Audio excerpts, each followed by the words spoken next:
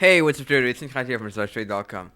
So what I want to show you today is a quick lesson of what happened when you have a big trend, a strong trend, and then you have some sort of a big pullback and the trend kind of breaks. What to do at that point? What to look for basically and what to trade. So this is what happened on the USD CAD recently. So we have this big trend a couple of months ago, and the trend was up. So that trend has been for a long time. Now we've reached sort of a top here. And after that point, the price just reversed. And so what we've seen is we have this big candlestick right here. Really significant because this is a because this candlestick has a big body. Now this is dominant.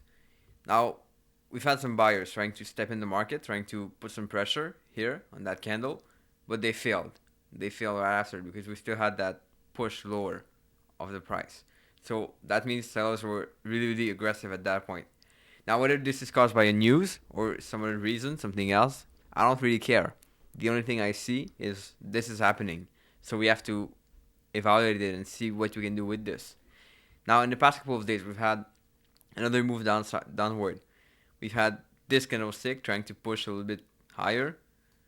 Buyers trying to step in the market, but they failed again.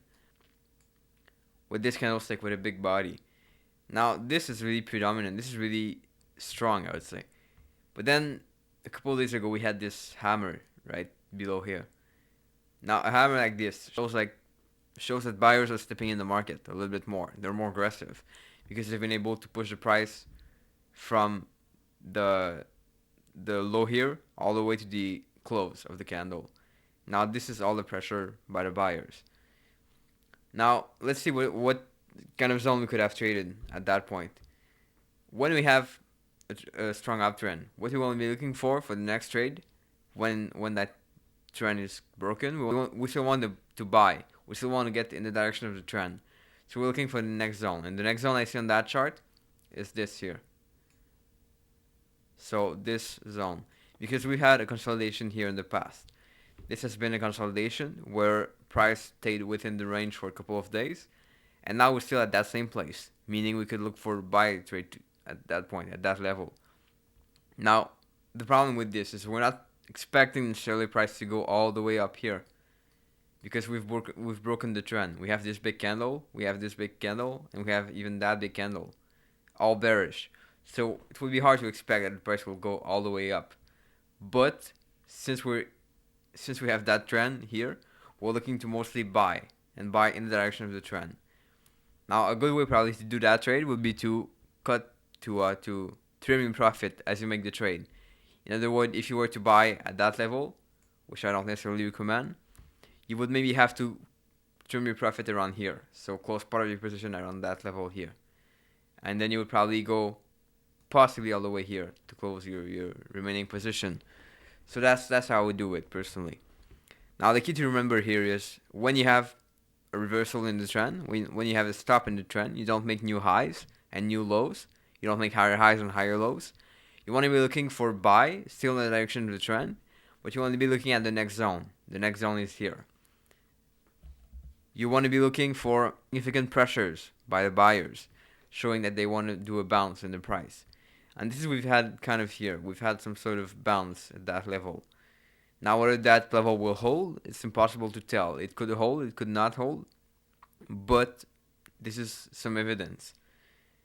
Now this is what we're talking about when we talk about confluence. We have the hammer, we have the zone, and we have the trend. The trend is your friend. So this is what you're looking for. Now, common mistake people would make at that level is they would try to sell absolutely as soon as possible, but they would ignore that point. The fact that we had some support in the past, the fact that we had a range in the past, people would ignore that and try to sell at that level here.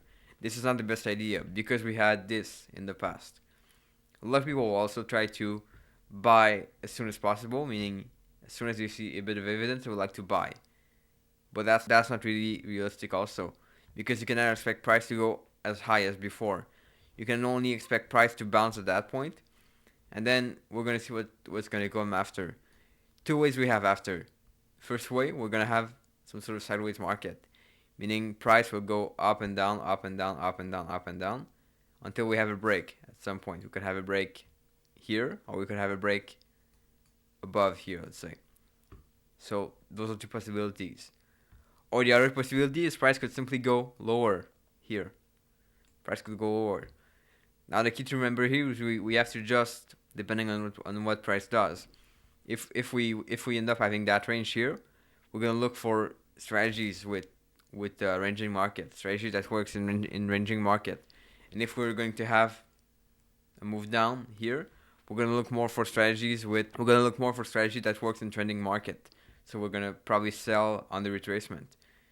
We could also continue the trend up, so having a move up right from here, but this is pretty unlikely, simply because in the past we've broken the highs and we've broken these lows, and we have big pressure by the sellers.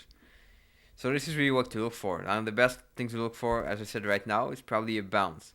So potentially a quick bounce here, which will probably go back down in the future. That's possible, but it's really looking for the bounce and trying to trim profit.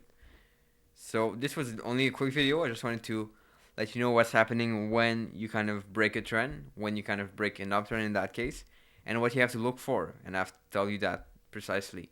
So if you have any question, you can always leave a comment in this video, or just reach out to me. I'm at DesireToTRADE.com, and I'll be happy to answer your question. If you like this video, give it a like.